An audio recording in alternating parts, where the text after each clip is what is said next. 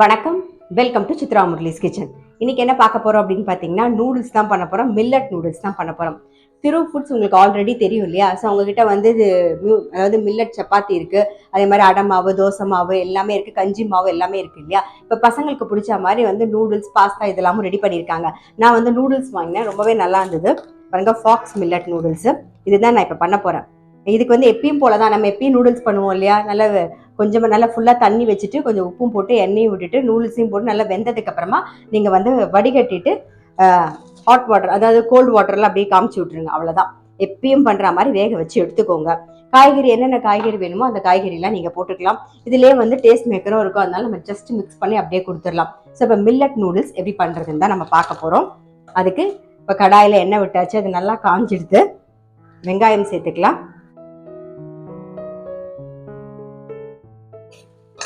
இல்லை கோஸ் சேர்த்துக்கலாம். நல்லா கோஸும் வெங்காயமும் வதங்கட்டும். இப்போ இது கூடவே பீன்ஸு, கேரட்டு சேர்த்துடலாம்.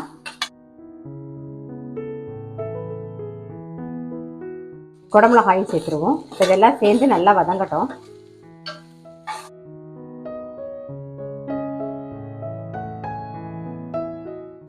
இப்போ காய்க்கு தேவையான உப்பு சேர்த்துக்கலாம். ஆல்ரெடி வந்து அந்த டேஸ்ட் மேக்கரில் உப்பு இருக்கும், இருந்தாலும் காய்க்கு தகுந்த மாதிரி கொஞ்சமாக உப்பு போட்டுக்கோங்க.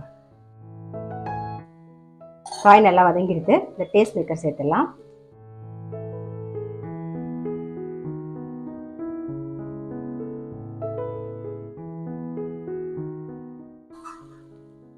இப்போ நூடுல்ஸ் சேர்த்துக்கலாம், வேக வச்சதை.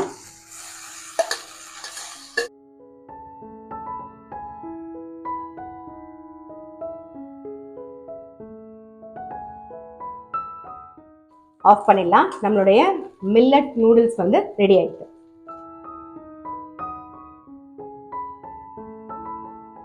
இப்போ அடுத்தது என்ன பண்ண போறோம்னா, முருங்கைக்காய் மெந்திய குழம்பு, கீரை கூட்டு. இதுதான் நம்ம இன்னைக்கு பார்க்க போறோம். கீரை கூட்டுக்கு எப்பயும் போல ஒரு கரண்டி பாசிப்பருப்பு, ஒரு 2 டேபிள் ஸ்பூன் கடலைப்பருப்பு நல்லா வாஷ் பண்ணிட்டு மஞ்சள் பொடி, கொஞ்சமா வந்து பெருங்காய பொடியெல்லாம் சேர்த்து வேக வச்சு வச்சாச்சு. பாருங்க, வெந்திருத்து. இப்போ நம்ம கீரையை சேர்த்துடலாம்.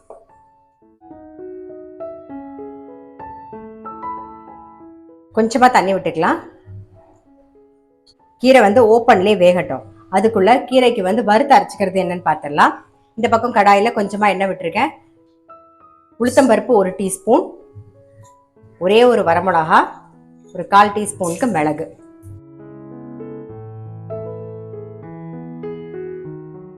உளுத்தம்பருப்பு மிளகு எல்லாம் வறுபட்டுருது. அடுப்பு ஆஃப் பண்ணியாச்சு.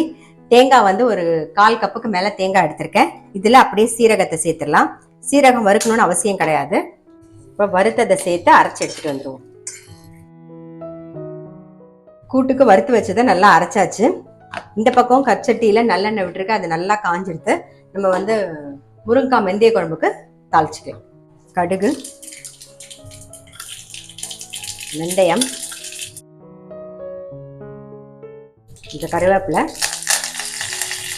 முருங்கைக்காவை சேர்த்துடலாம். கொஞ்சம் பெருங்காய பொடி, கொஞ்சம் மஞ்சள் பொடி. முருங்கைக்காய் எண்ணெயில் கொஞ்சம் வதங்கட்டும். கீரை பாருங்க நல்லா வெந்து வந்துட்டு இருக்கு. இன்னும் நம்ம உப்பெல்லாம் சேர்க்கலை. முருங்கைக்காய் எண்ணெயில் வதங்கிடுது. நல்லா சாம்பார் பொடி ஒரு 3 டீஸ்பூன் சேர்க்குறேன். சாம்பார் பொடி சேர்த்து ஒரு பெரட்டிட்டு புளி தண்ணியை சேர்த்துடலாம்.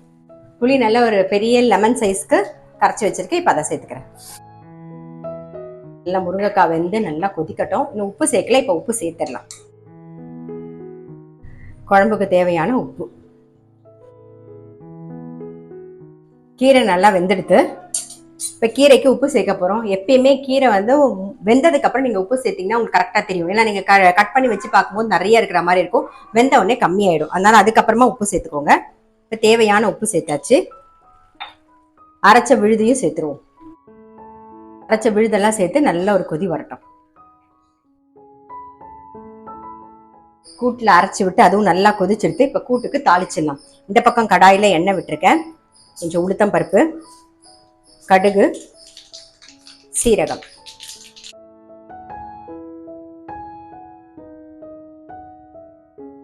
கீரை கூட்டு ரெடி. ஆஃப் பண்ணிடுவோம்.